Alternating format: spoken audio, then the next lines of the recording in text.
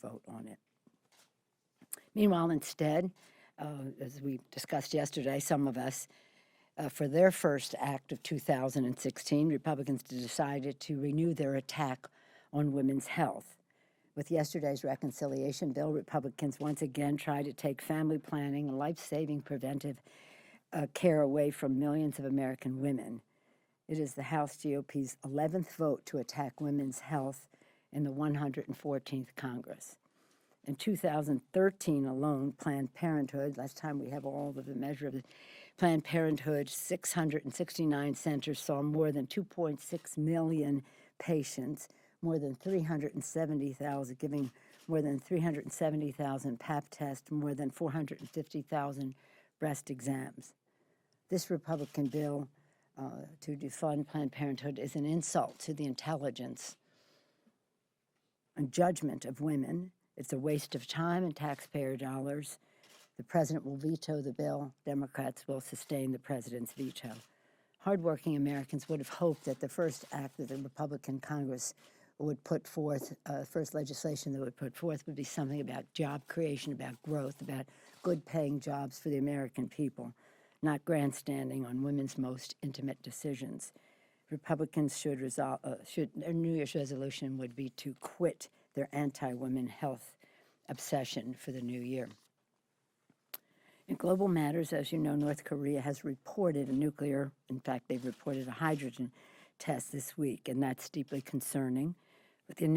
While the initial analysis that North Korea has overstated the nature of the test, but these reckless actions threaten the security of the region and the world. This irresponsible act by North Korea violates long-standing UN Security Council resolutions on nuclear weapons activities. Those resolutions include ballistic missiles and other initiatives, but speaking specifically to this, it's in violation of the UN resolution. We understand the Republican leadership plans to move a bill strengthening U.S. sanctions on North Korea that will have strong bipartisan support. My understanding is it may even be brought up under suspension as early as next week. The Democrats in the committee will support the legislation, and it has been in the works for a while. This just did not materialize since Monday night's test, but it is ready to go, and we will support it. Any questions? No? Chad, are you Chad's person here? Is he going to ask about the Bengals or something like that? I talked about the Warriors then, didn't I? Okay, what do you got? That said, I know you're always optimistic about electoral prospects for your party to win next year. There's one school of thought out there that Donald Trump would be the nominee, that it drastically increases chances, but some people say that is still a hard match. What do you think is specific to the Trump scenario? So you want to talk politics right here under the dome of the Capitol? From time to time, as a small percentage of our meeting, after we've discussed policy and why the election is important. Yes, I'm confident about, in this presidential year, the clear contrast between Democrats and Republicans, the message of trickle down, which the Republicans espouse, tax breaks for the wealthy and special interest, and perhaps it will trickle down, or growing out from the middle. Recognize we're a consumer economy, grow our economy in that way. I think that that contrast is a stark one, and the American people will identify with our democratic initiatives under that framework. We have great candidates. The optimism that I have springs from the enthusiasm of people who are stepping forward to run. So we have the candidates. We have, under Mr. Clyburn's leadership, a mobilization, an outreach to register and reconnect with people as to why it's important that they vote, and the leadership of our chairman, Mr. Lujan, who is 24/7, is an understatement of the time he puts in and the high regard with which he is held by our colleagues. So we had a very successful year in terms of mobilization, messaging, and money, the 3 M's. But how much does it make a difference if Trump is the nominee?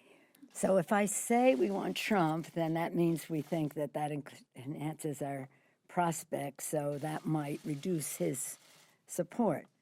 I don't really get involved in the Republican nomination for president. You know that. I barely get involved in the Democratic nomination for president. But whoever they choose, we will be ready to make the contrast, because it's not just about personalities, although that counts in a presidential. It's about policy, and it's about how American people identify with someone who identifies with their aspirations, who understands them, who knows them. And so I wish them well in their process, whoever they nominate. We feel very confident that we will be able to defeat, and to do so in a way that lifts many more members into the House and the Senate and state legislatures across the country.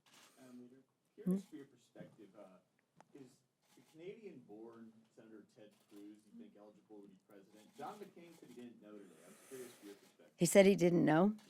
Yeah.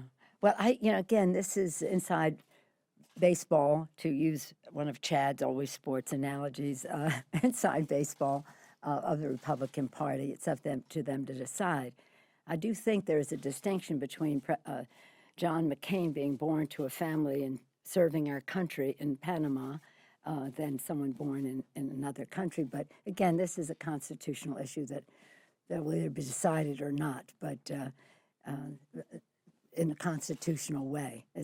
My opinion means nothing here. Is it fair to say you're unsure? I didn't pay any attention to it. I'm more concerned about the fact that the Republicans in Congress think that trying to stop gun violence in our country is a distraction, that their first legislative act is to defund Planned Parenthood. That's really what my focus is, not where Ted Cruz was born. If we're talking politics, progressive groups are some calling for Debbie Wasserman Schultz to step down as the head of the DNC. She's been in open battles with one of your Democratic members. Does she still have your confidence? Yes. Can you elaborate? Why does she have your confidence? Well, I don't share the concerns that others have put forth. I have been vocal in saying I thought we should have had more debates. That isn't about her leadership. It's just about a decision that was made by those who make those decisions. But Debbie Wasserman Schultz is a very valued member of the House of Representatives from the standpoint of policy. She knows her issues. She came here as an experienced legislator from the Florida legislature. She has all the stamina and enthusiasm for the job that she has, and I believe she has the confidence of the president and will of the nominee of our party, and that's where these decisions are made. Now the DNC is being sued by one of your presidential candidates. Do you think she's in good? I'm not aware of that. I'm not aware of a lawsuit. I'm sorry.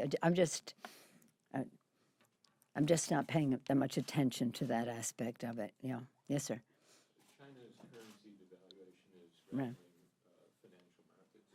The customs bill that passed the House, do you think that would address this adequately? And is that about the most Congress will do in this Congress?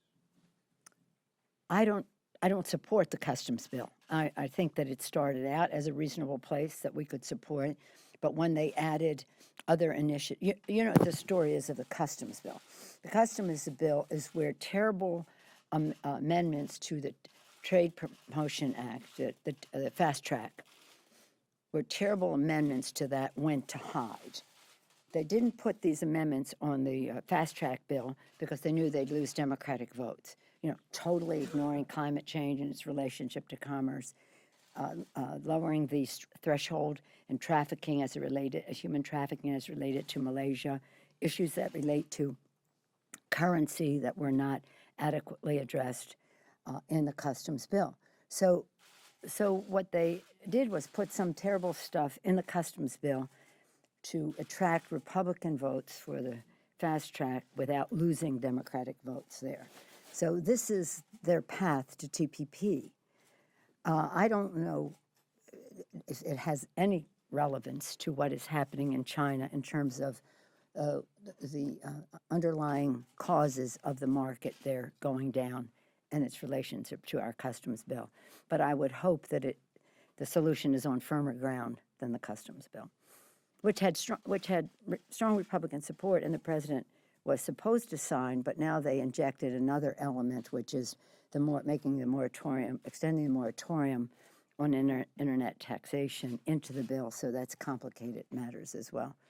I'm hoping we'll get to the Chavez bill, which is bipartisan, sponsored by a Republican chairman that we all support, for marketplace fairness. It has different names: Internet Fairness Act, or Marketplace, Main Street Fairness Act, but something that's fair to the states and cities.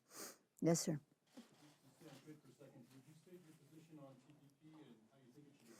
I'm reading it now. I'm trying to study it very carefully. I've made clear to the members that I vote on fast track, which I do not believe the Congress should relinquish its authority to any president, Democratic or Republican.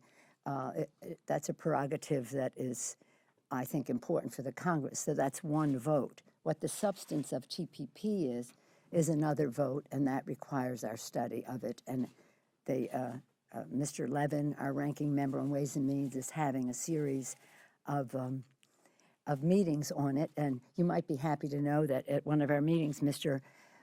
Levin said that he was having one. It could be today, or I think it's today, on currency, and that it would be sizzling.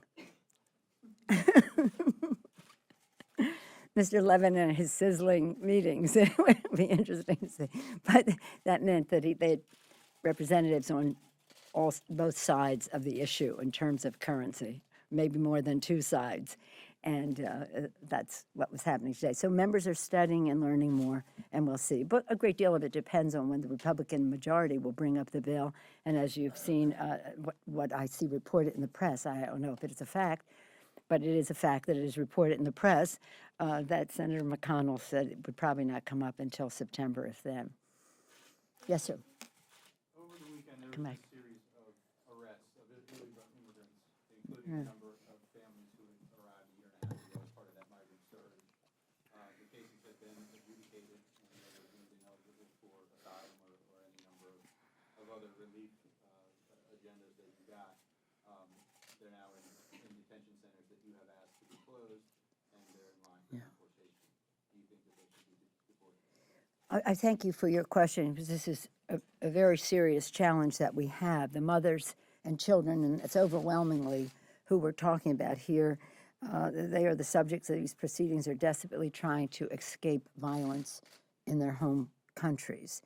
In the processing the asylum claims of these women, children, and others fleeing really horrific violence in Central America, the Department of Homeland Security, I think the Department of Homeland Security must ensure that no person is wrongfully deported to face certain persecution of mortal danger, and that's what's happening there. The adjudication process has to recognize that not all of these people that you have discussed have had full access to effective counsel during all stages of the process. Now, as refugees, they really do not have, as an American citizen might have, the right to counsel. But we do have to try to make sure that there's some evenness when they try. But, for example, we must address barriers to access to attorneys, clear explanations of what's happening in their native language, largely Spanish, about their rights in the process, especially their right to appeal, and especially considering that, as I said, these individuals are not entitled to court-appointed attorneys. So I think that we have to study every case separately. I think that we want to obey our laws, but we also want to, in obeying our laws, make sure that the process is fair to people. And I think in some of those, at least 4, they have had a stay. So as they look more closely at it, we'll be meeting. We've been having some meetings on the subject. We'll be having another meeting and briefing today. But it's a bigger issue. I mean, the situation in Central America is horrific. There is really mortal danger is not an exaggeration of what some of these people will experience when they go home. If you're going to be killed, or you try to come to the U.S., the choice is a clear one. On the other hand, we don't want a message to go out that this is a process that is almost automatic. You come, you stay. No, you have to prove your case. And we also have to say this is a regional issue. There are other countries that could be helpful in absorbing some of the people who have this well-founded fear of persecution and mortal danger in their countries. But they have been through a process. Does that mean you don't have confidence in the process that's in place? Well, I think in our own, really, access to attorneys makes a big difference as to whether you are going to succeed or not. I think the numbers are very clear. If you have a good qualified attorney in this kind of law, you have a better chance, just like any other legal but if you have really no chance, you have language barriers, you don't know understand the process, you're probably not going to be able to make an effective case. Again, we want to obey our laws, but we also want to implement them fairly. And we'll be having some conversations with the administration to that effect, some of them today. Yes, last question, because we got to give up the room. Yes. He's one of the few Republicans who agrees with you on background checks, but yesterday he said that what Obama did with the executive order effectively makes it harder for people like him who are advocating background checks because the president went around Congress. Well, Congress has refused to act. I mean, how many more years does Congress have to refuse to act? Again, I hope that you all saw what happened. This was historic. This was transformative. This was something great. The President of the United States using his authority to make people safer in our country, which is our first responsibility, to protect the American people. And I know the Republicans have a line about this. It's a distraction. No, it's a focus. It's an important focus, and it's an embarrassment to the world that America has the gun violence that it has, because we have laws which have been proven to be effective, but that we will not extend to the internet or gun shows and that, and the hobby people who collect guns, collectors and people who collect guns as a hobby. If you want me to go into the specifics, I will. But I think that it's never been easy. So to say it makes it harder to pass the bill is compared to what?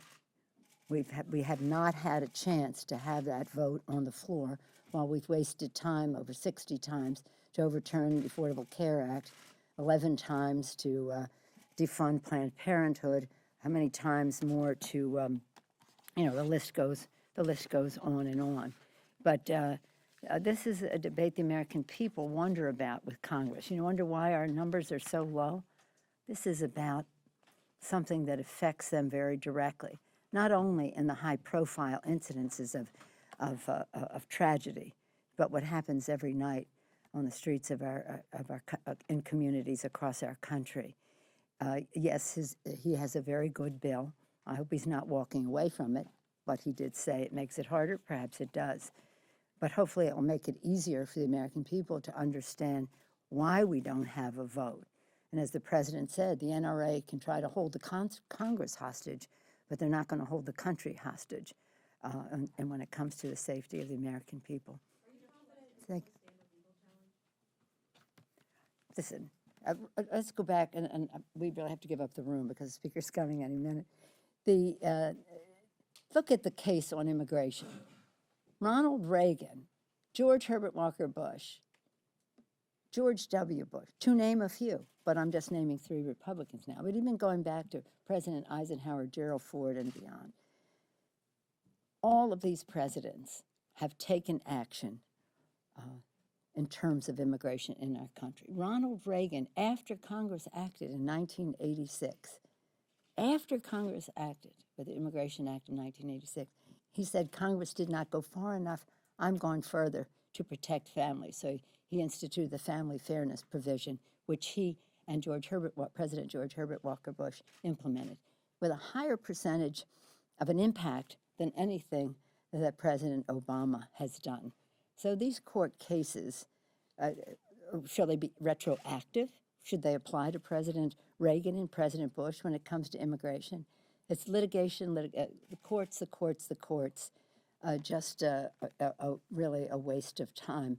I believe that the president did what he did on Tuesday with full knowledge as a constitutional scholar himself of what the possibilities were, and is on very strong ground as we go forward. What does it do? To enforce the laws that are on the books in a more effective way. And I had some of the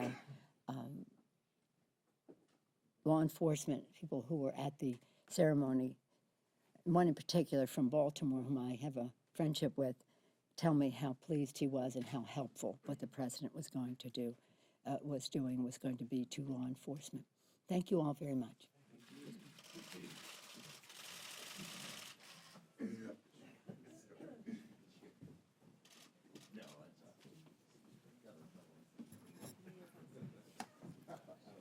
I know.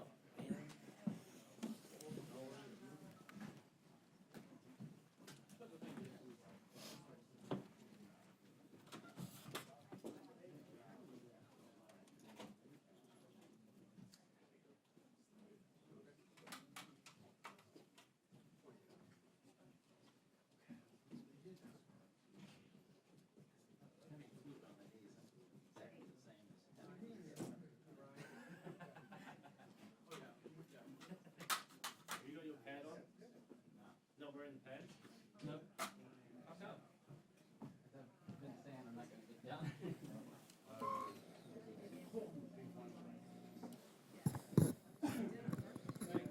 You're welcome. 1, 2, 3, 4, 1, 2. 1, 2, 3, 4. Caleb, good. 1, 2, 3, 4. 1, 2, 1, 2, 3, 4. House Radio TV, 1, 2, 1, 2, 3, 4. 1, 2, 1, 2, 3, 4.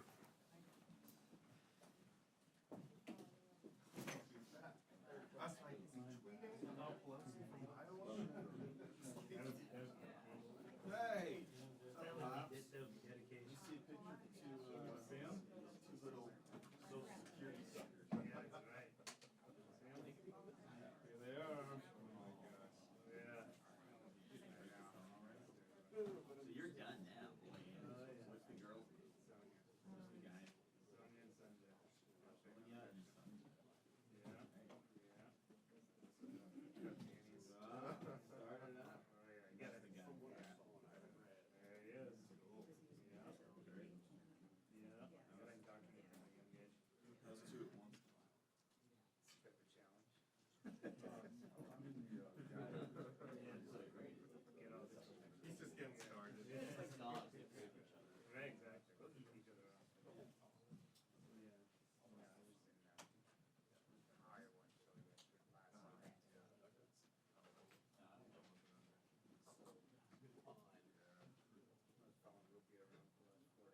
No, it's. Right, is he different on the trail? Yeah. Right. In the sense that, like, yeah,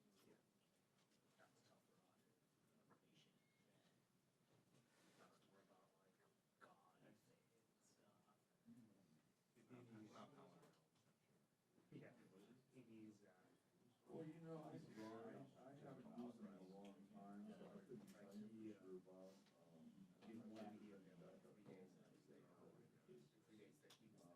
so CC could want, look up the guy. and in the video,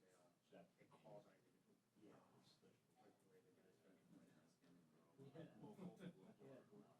No, they call them like they, I try to follow up and then try to like. So you basically put it corner, that shifted, or you were alive?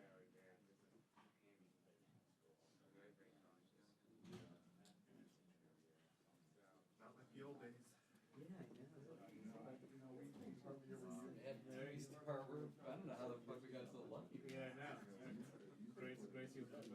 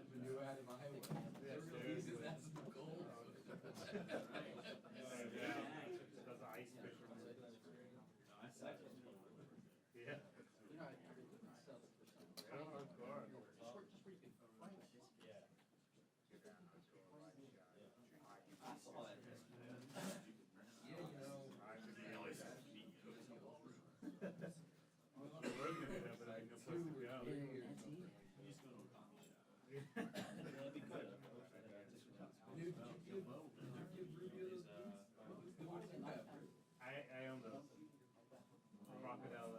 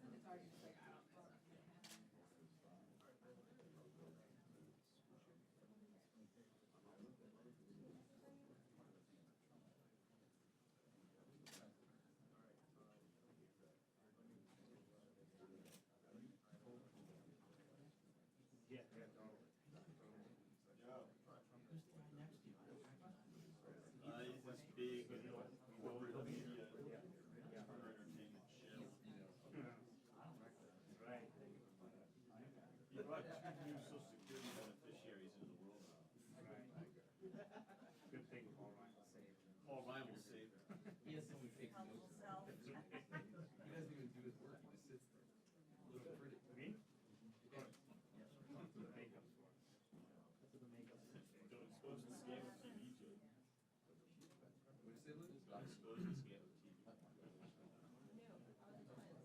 They're doing okay.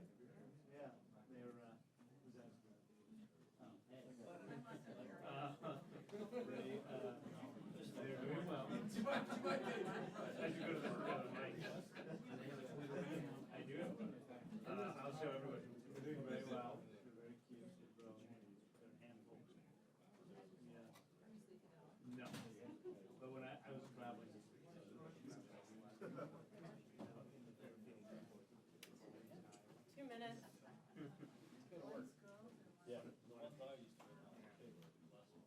You're taking them to the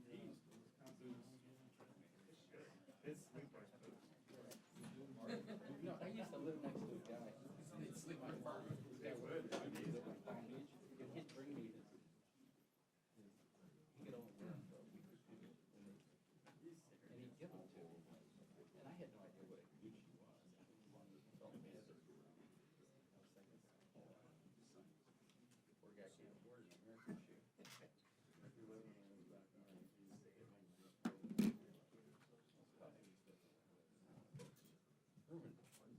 Charles, Prince Charles, like Polo, nobody cared about him. Yeah. I think he's going for No, he's going back.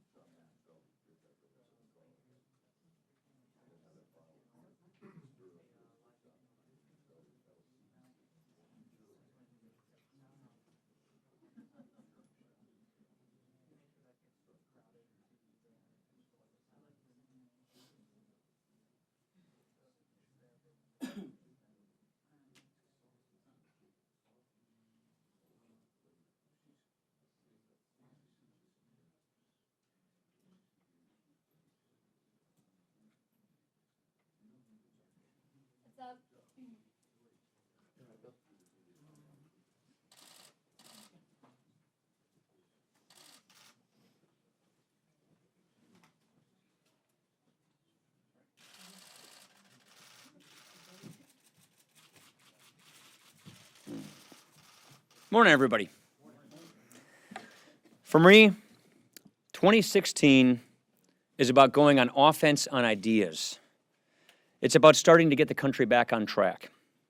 And how better to start the year on offense than putting a bill to repeal Obamacare and defund Planned Parenthood on the president's desk? How long have we been at this? 5 years? Getting past the Senate Democrats has always been the issue, and finally we cracked the code. In 2014, we won the Senate. In 2015, we passed balanced budgets in the House and the Senate. That gave us reconciliation, a tool we can use once a year, and we're doing it with this. Now, is someone named Obama going to sign a bill into law repealing Obamacare? Of course not. But we have now demonstrated that if we elect a Republican president, we can use this same path to repeal Obamacare without 60 votes in the Senate. This is critical. That's how we will move toward replacing this law with a truly patient-centered healthcare system. So this is where we truly kick off making this year the year of ideas. My basic premise for taking this job is making sure that we offer the country a clear choice for the direction that we want to lead. We need to give the people the respect that they deserve and the information that they need to make an informed decision. This means putting together a bold pro-growth agenda, and it means putting it together quickly. Now, I know all of you want to know the who, the what, the where, the how, the when, and the why of this agenda. We're not going to do this top-down. This is going to be developed through a bottom-up collaborative process with all of our members contributing to this process. And these aren't going to be things we're going to be able to get done this year, not with this president. This will require a new president. But if we want a mandate to do big things, if we want the mandate from our fellow Americans to fix this country's problems and get us back on the right track, we're going to have to offer a real agenda to the country. And we're going to do that soon. This is what 2016 is all about for me. Go big on ideas. Get the country back on track. Restore a confident America. I really look forward to getting started on this process. Mr. Speaker, on TPP, major business groups have come out this week endorsing the deal, but they have some specific complaints that members of Congress have raised also on pharmaceuticals and other things. Are you pressing the administration to, maybe do some side agreements with other TPP countries or other ways of appeasing members of Congress? Look, go talk to Orrin Hatch. I mean, he'll give you his concerns. There are members of Congress who have concerns with contents of TPP. Most of our members have not had a chance to wade through it all. I haven't had the chance to go through it all. So a lot of people are still reserving judgment. It's an enormous agreement. The agreement has enormous potential, but we've got to get it right, and we're going to take the time we need to get it right. Speaker, with the decline in the Chinese stock market and also some of their military activity in the South China Sea, just how concerned are you about China and what this means in the global stage? Well, Chad, I would say this just shows that we need to have a strong Navy. We should not have a president proposing to not lower our ship count to pre-World War I levels. This means we have to have a strong military and a strong Navy and a real foreign policy, which we do not now have. So I would simply say that the best thing we can do for a strong America and to have a peaceful globe, especially in the South and East China Seas, is to have a growing economy and a strong Navy, and that's not what we have right now. A healthy economy. Do you see that as a deterrent? Having a strong Navy, I sure do. Yeah, absolutely. Madam Leader Pelosi said that there's going to be sanctions on the House floor in the coming weeks regarding North Korea. Can you elaborate? Yeah, I'll let the majority leader release the schedule on the vote on what's going to occur. So Kevin, I don't know when he's going to announce this. We'll be announcing something very shortly. What does it look like? I'll let the majority leader release that. They're going to happen. Yes. Speaker Ryan, tonight the president's having a town hall on gun control, gun violence. He continually says that he's not going to take away Americans' guns, their Second Amendment rights. I'm wondering if you believe him. I don't think the president, I think he's been pretty hostile to the Second Amendment all along. I don't think the president has a lot of respect for the Second Amendment. And guess what is one of the most important things that we can do as citizens collectively to protect ourselves from some possible terrorist attack? Exercising our Second Amendment rights. And so I think it would be nice to have as much attention paid to defeating ISIS, dealing with homegrown jihadists, making sure that terrorists do not infiltrate our immigration system, whether it's refugees or something else. That is what has got Americans really concerned about the safety for their families. And that's something that I think we should not be distracted away from focusing on, but something we should focus on. Do you think he's trying to take away Americans' guns? I think the president is frustrating the law-abiding, I think he is frustrating the Second Amendment rights of law-abiding citizens. Can you explain to us how you selected Nikki Haley from South Carolina Yeah. to be the I think Nikki embodies a great Republican leader. She's unified her state. She has reformed government. She is focused on growth and opportunity, and she has got a great personal story. So I think Nikki Haley is the perfect kind of reform-minded governor that embodies what new Republicans look like. I'm not. Yeah, you think I'm going to wade into that one? Yeah, I'm not touching that stuff. On the agenda you discussed earlier, I spoke with several of your members who say they want more than just an agenda. They want to vote on a tax plan, on Obamacare replacement, on entitlement reform, and they want to not just see bills, but vote on them on the floor. Is that a potential option? Look, everything's an option because what we're going to do is make this decision collectively by consensus in our conference. That's the whole purpose of having a bottom-up organic process in Congress, not a top-down leadership. I'm decentralizing power of this place. And when you decentralize power, you have a group decide these things. And that's why I want all of our members participating in this process to decide how best to advance our ideas. But let me just say one thing. You think Barack Obama is going to sign a bill repealing Obamacare? You think he wants to lower tax rates for all families and individuals and small businesses? No, he doesn't. So we know that we're going to have to go to the American people with a mandate, with an agenda, so that they can choose. That's what this is all about. Look, the stakes could never be higher. I mean, we have a weak economy and the world is on fire. And where is America? Where is the prosperity that we ought to be having? Where is the upward mobility? Where is the ladder climbing people out of poverty? It doesn't exist right now. And so we, as Republicans who don't like the direction the country is headed, and look at every public opinion poll, most Americans agree the country's not headed in the right direction. So we, as the alternative party, owe the country an alternative. And that's what we're going to do. So the details about how this alternative gets rolled out is not nearly as important as offering people a real clear and compelling choice in 2016 so that they can choose what kind of America they want to have tomorrow. Yeah. A couple of years ago at the conference, you had brought up the idea of expedited rescission. You love talking about this, don't you, Jonathan? I'm going Yeah, God, yes. you said at that point you wanted to work with President Obama when he visited the conference. Yeah, that was more than a couple of years ago, yeah. When you're still on budget, and now you're speaker, now you can do some of these things. And I'm curious if that is something that you want to. I still support I passed the bill, I think, twice, perhaps, when I was budget chair or even before I was budget chair. So do I support the idea of a legislative constitutional line item veto, which is basically expedited rescissions? Of course I do. But I would actually refer you, since we have a committee-driven system here, I would refer you to Tom Price and the Budget Committee. How about somebody I haven't picked on yet, back there?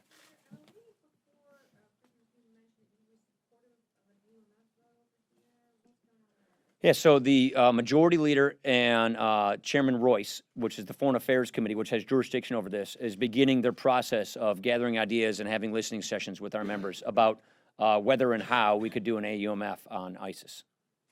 Have you had any conversations about the possibility or the possible contingency of a brokered Republican convention? No, not even thinking about that. How about back there? Mr. Speaker, I wondered if you've been able to arrange the president for the private meeting that he's invited you to. Say that again? The president has invited you to have a private meeting to sort of sit down and dinner. I can't remember how he arranged it. I wonder if that's going to happen, and if it doesn't happen before Tuesday, what would you say to the president, what you would like him to address in his final State of the Union address to Congress? Yeah, so it's not going to happen before Tuesday. That's not on the schedule. I don't know when it is, actually. We're trying to get it scheduled. My mood will basically depend on how well Sunday goes for the Packers on Monday and Tuesday, to be candid with you. No, I'm going to be watching it at home in my basement with my family, and with some good venison chili and, some cheese heads. Of course, and Pabst. Yeah, but we juggle between the two. I would tell him in his State of the Union, I take it all back. The health care was wrong. We should have done Dodd-Frank. I want to actually lower tax rates, clear out crony capitalism, and restore the Constitution to its rightful place in American life. That's what I would encourage him to say. Something tells me he might not say that. Have a good one.